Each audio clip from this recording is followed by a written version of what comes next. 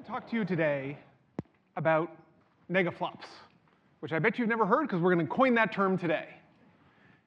And when I talk about negaflops, what I really care about here is the efficiency with which we run our computers, and particularly right now, AI. And we care about this because obviously there are the models that we're running today, and many of the wonderful things you've heard about today and we'll hear about later today, are all about harnessing a huge amount of computing power to do amazing things. But there's a resource implication of those. And so what I want to do is talk about some work that my lab has been working on for many years, and a particular piece of research that we collaborated with Epoch AI on to think about efficiency in AI. OK, so how are we getting inspiration for this? Well, in climate economics, there's this term called a negawatt. And the idea is you might look at your energy system and you say, we're actually going to increase our demand by 100 megawatts over the next few years. We're going to build capacity for 80 of them. And the last 20, we want to fill with negawatts. And what they mean by negawatts is we're going to invest in insulating people's houses or making our machinery more efficient and effective so that we don't need to increase our amount of energy that much. And I think this is actually a really, really important idea for us in this room and for the broader world, because for us, we're having exactly this question with computing. We're asking the question, what do we need to do to get to this next level of capability with our AI models? And we should think about, well, can we fill some of that with negaflops? And in fact, not only can we have been, and I'm going to show you that today. OK, so negaflops. A unit of compute saved as a result of conservation measures, such as improving the efficiency of an algorithm or software implementation. OK, so let's take a step back and think about the resources first, and then why this is going to be so important. So this is a graph produced by one of the former members of my lab, looking at AI systems over time. And what you can see is a huge change, right? Look at the scale of the y-axis here. And what you can see is from 1950 to about 2010, there was about a trillion-fold increase in the amount of computing that we were using in our AI models. It's a big increase. Most of that was driven by Moore's law. The pace of this line corresponds roughly with Moore's law getting better and our chips getting more efficient. But from 2010 on, there's a big change. We've had, in fact, this graph gets cut off. If you look more to today, you have almost another factor of a trillion since 2010 in the size of the amount of compute that we're using for these models. It's just enormous. So with such a large increase, we can say, well, we really like to get some of that efficiently. And of course, one of the ways we can do that is with better chips. And indeed, NVIDIA today is really right on the hunt for this. So this is a graph produced by one of my students, Emanuele. And what it's showing is the GPUs that are being produced by NVIDIA and how well they perform. And so you can see the different lines here. On the right-hand side, you can see floating point 16, 64, 32. Those are just measures of particular types of computations being done.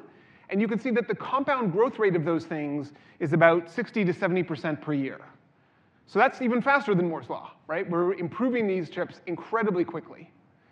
You can also see there the price is increasing, OK? And also the power has been increasing, but much more slowly. So that's good. We're getting more efficient in the hardware. But if you look at that trillion-fold increase I just showed you, this does not get us to that number. We cannot do this and keep our costs, our environmental damage, all of those things constant. So what do we need to do? We need to think about using the compute that we have more efficiently. So let me give you just sort of a very simple equation, which I use to help me think about this. So if we have some goal, we want to get tasks done per unit time. That's a very sensible thing for us to want to do. And we could say, well, I'm just going to take that equation and I'm going to divide the top and the bottom by computation. OK, so if I just spread that out, I get number of tasks per unit of computation and the number of computations per unit of time. Great. But that framing tells us that the right-hand side term is basically hardware speed, what we get from our hardware. And that other term is really about algorithms or the software implementation that we're doing.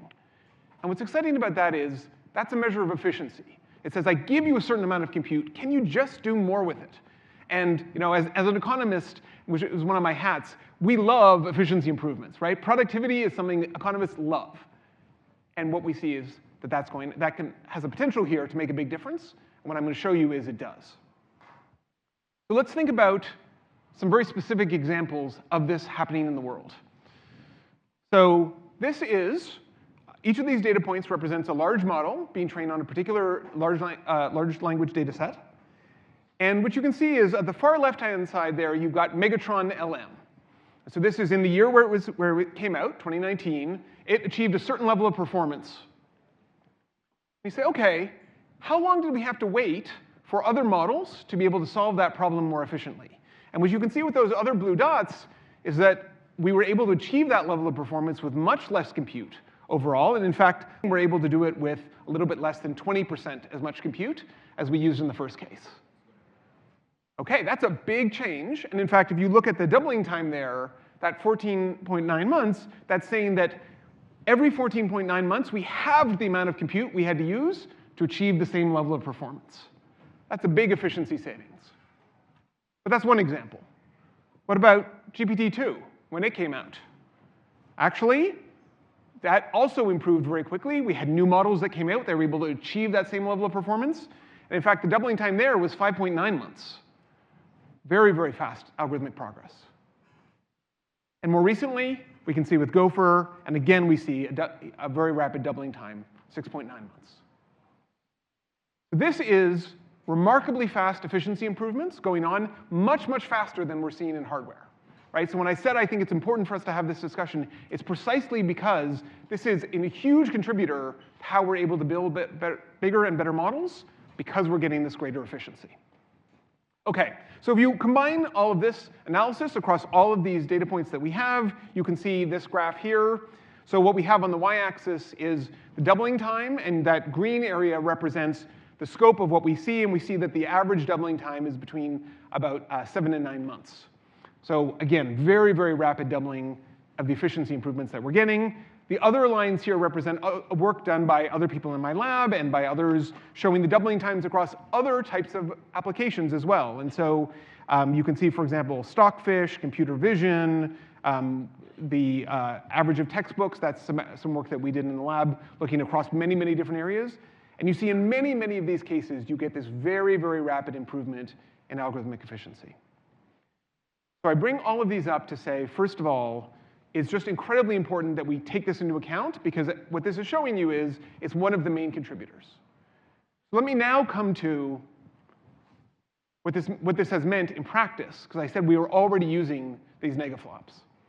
Well, what you can see in this graph is on the y-axis, we have the effective amount of compute, so how much compute you would have needed if you had scaled these models up using the same efficiency that you'd had at the very beginning. The blue area here represents the actual increase that we use in physical flops, and you can see 17 million x. So boy, we are indeed harnessing a ton more of these GPUs and the flops that they give us. But we've saved a factor of 22,000 by making our models more efficient. So for all those reasons, I hope we can bring into the vernacular the term negaflops, because I think it's actually capturing one of the most important drivers of AI, and one that people in this room and in many other areas are doing a lot to help all of us and to help the environment to do. Thank you.